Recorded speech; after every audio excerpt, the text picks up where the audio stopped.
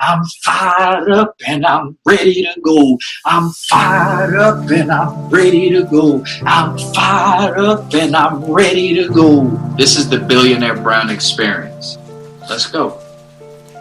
All right, so here's what we'll do. The first thing that we want to do, ladies and gentlemen, this is Billionaire Brown. I'm fired up. I'm ready to go. We have a legend right here on the other side, as you can see, the legendary comedian Michael Colyar. Michael, say hello to everyone.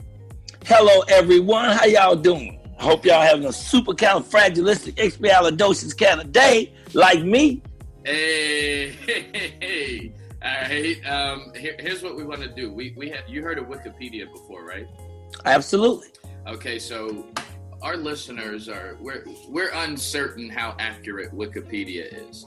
So we wanted to read what they have for you for Wikipedia. For one, if you have a Wikipedia, that means you're doing some amazing things. But we rarely get a chance to find out what is true and what's not true. So that's the way we wanted to intro this conversation. All right. All right, so it says Michael Colyar, born February 9th, 1957, Chicago, Illinois. That's right, my birthday Friday. That's right. All right, is an American actor, comedian, entertainer, voiceover artist, television, radio personality, and author. Yeah. He is the author of A Funny Thing Happened on the Way to the White House. I Knocked on the Door and a Brother Answered, which was published in August 2012. So far, so good? So far, so good. All right, Colyar graduated from Morgan. Hold up now. You hit the second book too now. I also have Miss Innocent Goes to Cool School and Other Silly Stuff, which is a poetry book for adult children. Matter of fact, I'm going to hold up a copy. Hold up. See, Wikipedia, you're inaccurate. We got to get you updated. Yeah, we got to upgrade that thing.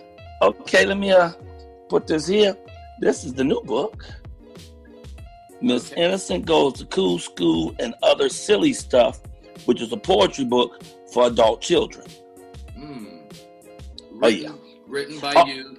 Written by Michael Colyar. Artwork is by Ivan Artukovich. Okay, excellent. Ivan Artukovich, a Russian author, a Russian artist who studied in Italy, lives in the south of France. Awesome young man. Okay. The foreword is by the motivational speaker out of Detroit, Les Brown. And it's a great book. Get out of here. Les Brown put the foreword on it? Oh, yeah. He put the foreword on my book. He's been on this show several Really? times. Well, I'm not going to read the whole foreword, but I'll read the first sentence. He said, I've been fortunate to meet many talented and gifted people. Two who stand out most in my mind for their ability to change people's lives with the power of the written word are Maya Angelou and Michael Colyar. So I'm just I ain't paying him to say that. That's what he said.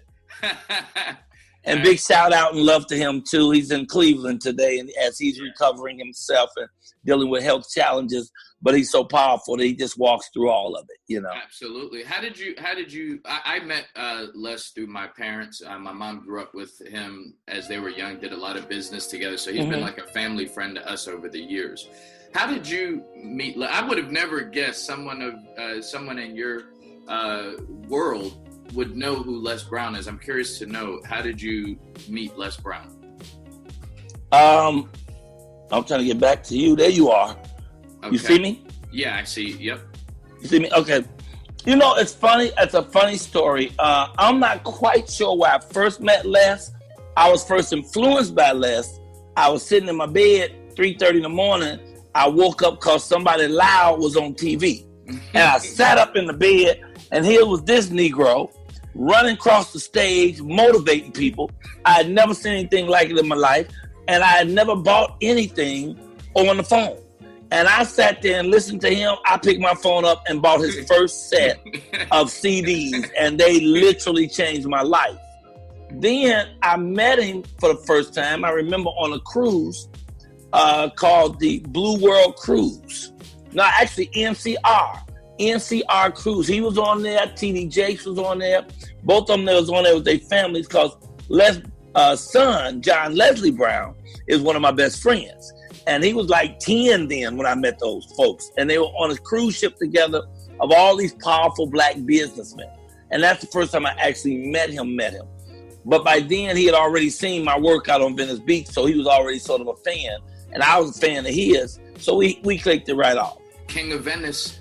Yes, sir. Hold on, I King gotta of ask Venice you about Beach. this. I want to ask you about this cruise real quick, because Les, when he was last on the show, he was talking about he had a push-up contest with TD Jakes, and he ended up doing about 170 push-ups, and Bishop Jakes only did like 1 or 2 push-ups. Yeah, I thought he probably would have got in about 3. Yeah. All right. So wow. I wonder if that was the same cruise. It probably is. Because I can't imagine too many cruises where they end up on the same one. It was very amazing that we had so many powerful black men on that one cruise that we were on. So yeah, it might have been that. Yeah. That's really dope. And all right, so let's get to you. Well, let's go back to this. You had to correct this and update Wikipedia. So let's go back to it. Colyar graduated from Morgan Park High School in 1975. Shortly after high school, he attended Olive Harvey Junior College and Chicago State University. Accurate? Yep. Okay. Yep. Colyar also did a TV show, Homeboys in Outer Space, on UPN. Oh my God. Yeah. That's like 114 years ago we did that. Flex Alexander was the star of it. Okay. And yep. In 1987, Colyar did a movie, Hollywood Shuffle. 1990, Zapped Again. 1990, Downtown. 1990, The Closer. 1993, What's Love Got to Do with It? You wasn't in No Love, What's Got to Do with It? No, what? Who? What you call it? What's Love Got to Do with It? Oh, okay, because you played with them words for a minute there. Nah. I was actually supposed to be in it. So I went down there. I was supposed to come on stage and announce Ike and Tina Turner in St. Louis. But then when I got there, they said, well, it's too busy, so we want you to stand off stage and do the voice, announce it as the voice. So I stood off stage, announced it as the voice, and I took all my family and friends down to see the show. We couldn't wait for my announcement. When we got to it, it wasn't even my doggone voice. And I'm still getting checks to this day because I did the work. It's not my fault that they edited me out. Yeah. Oh, that's dope. Yeah. Okay, so that's really dope. All right, 1994, House Party 3. I do remember that. And wait, you zoom back past my first movie, which was Hollywood Shuffle. That was Robert Townsend's first film. And a classic. The first time a brother, this was before Spike Lee did his shit. This is the first time a brother put together a film himself. And he did it with his own money and borrowed pieces of tape and shit from, like if they would go to like UCLA, if they had spools of film that was left over, extra film, he'd buy those pieces and string them together. I mean, we did real guerrilla warfare on putting this film together. You know, we'd shoot in the alley in the evening with a light, and if we saw the police coming because we had no permits, we'd jump off, get in the car, and truck, go to another area, get out the car, set back up. It was really pretty brilliant. Yeah. Mm-hmm. Wow, Hollywood Shuffle. That is a classic. Ladies and gentlemen, if y'all haven't seen Hollywood Shuffle, you definitely need to check it out. That's an old classic that we all love. Let's go to 1994, House Party 3, as Showboat 1996, Welcome to Planet Earth 1998, High Frequency 2003, The Beat 2003, Family Reunion 2004, Lexi 2005, The Big Black Comedy Show Volume 3 2005, Before They Were Kings Volume 2, 2005, A Get Together, 2008, The Long Shots, 2009, The Princess and the Frog. What was Princess and the Frog? Princess and the Frog is the first black animated feature film by Disney. And it's off the chain, just beautiful. I played an animated character. I was one of the characters in animation in that. I played the chef, Buford. And it was really a monumental film. All right, yeah. Was that your first animation? No, that's about my third animation. You know, I've done the Cleveland show, and it was something else I did. That was about the third one. Okay. 2011, Chocolate. I'm in the interview.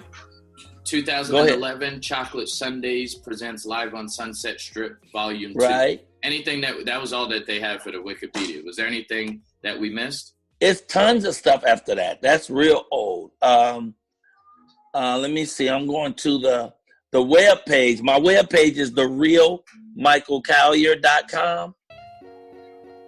Okay. On the web page, it'll show. Let me see. I'm gonna go to what I call. Let me see. Would be my bio, and it would really list because I don't keep up with all that stuff myself.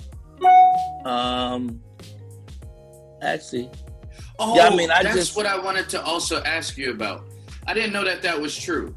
What is that? I heard that you won $100,000 on Star Search. I'm looking at it on your website right now, therealmichaelcolyar.com.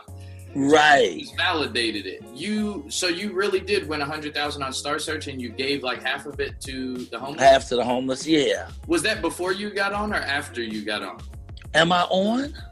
Well, you know the term that they say, you know, before you get on, like before you got your big break, I guess you can say. That's what I'm saying. Have I done that yet? I don't think I've done that yet. I think so. My mother knows you. My sister knows you. Really? Yeah.